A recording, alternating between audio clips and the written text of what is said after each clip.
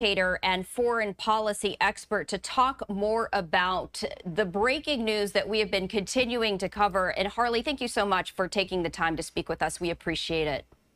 My pleasure. My pleasure. I think what people have to realize is that if you look back at American history, there's been more than 15 attempts on different presidents' lives over the last 150 years. So this does happen all the time. There was an attempt to assassinate Obama. President Ford, there was two women right in front of him, held a gun. One time it misfired. Another time a bystander grabbed the gun, but the shot went off, but it missed Ford. So there's a lot of stories like that. Probably one of the most infamous is President Theodore Roosevelt. He got up to give a speech. He was running for his third term. He got a bullet in his chest. And standing there, he continued with his remarks and says, "It takes more than that to get me." So when you look at American politics, just want everyone to realize that democracy is messy and these tragic, sad things do happen. But I think it would be a mistake to get into conspiracy theories on either side. Because when you think about it, the Democrats, what they say is, you can't create a better public relation image than this for Trump. And it's true. I mean, if Hollywood had to put together a picture and say, we want Trump to look bigger than life and stronger than ever, what could we make up? I don't think you could even make up anything better than this.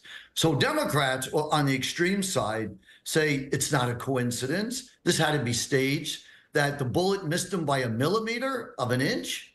How do you believe in coincidence? This was obviously staged, and they're wrong. It was not staged. On the other side, on the extreme right, people say that Biden and the Democrats inspired this, encouraged this, are responsible for this, incited this. After all, Biden says that Trump is a threat to democracy. So Biden and the Democrats are indirectly or directly responsible for creating this atmosphere when someone's going to try to kill the President Trump. So you do have those, but they're dangerous and destructive, and they're not accurate. Obviously, something went terribly wrong. The Secret Service needs to improve their standards better. But things go wrong. 9/11 happened. There's no conspiracy. Israel, one of the biggest militaries in the world, was surprised on October 7th. Everyone was shocked. They were shocked. Things happen like that, but it's not a conspiracy. So that's one major thing I wanted to share with everyone. And Harley, thank you for that. And you were talking in terms of historical perspective. There have been previous assassination attempts before.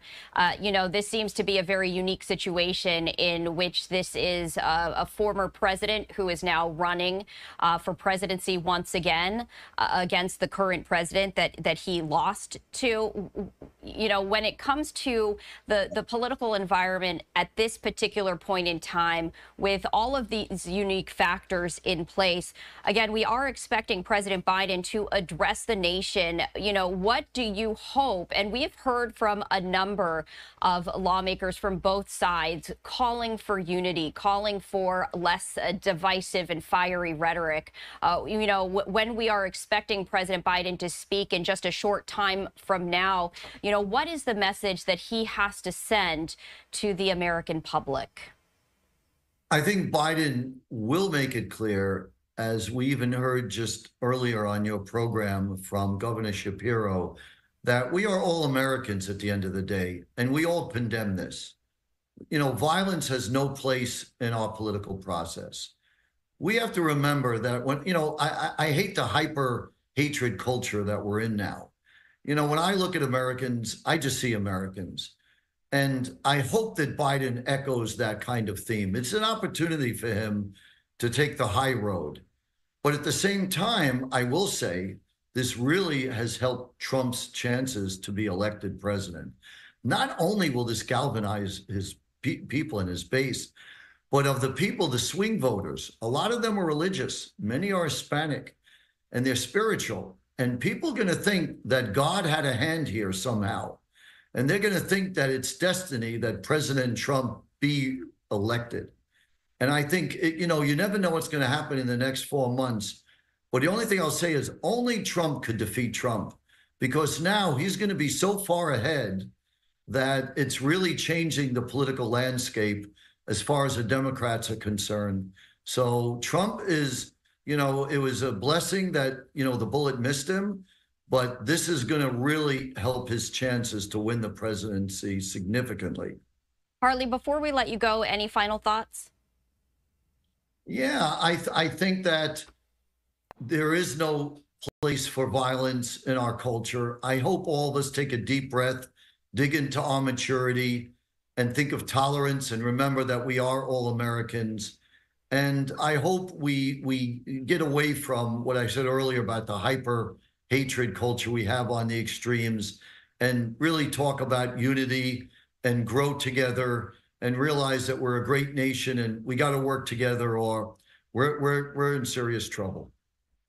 Harley, thank you for taking the time to join us here on Live Now from Fox. We appreciate it. Thank you. To get the most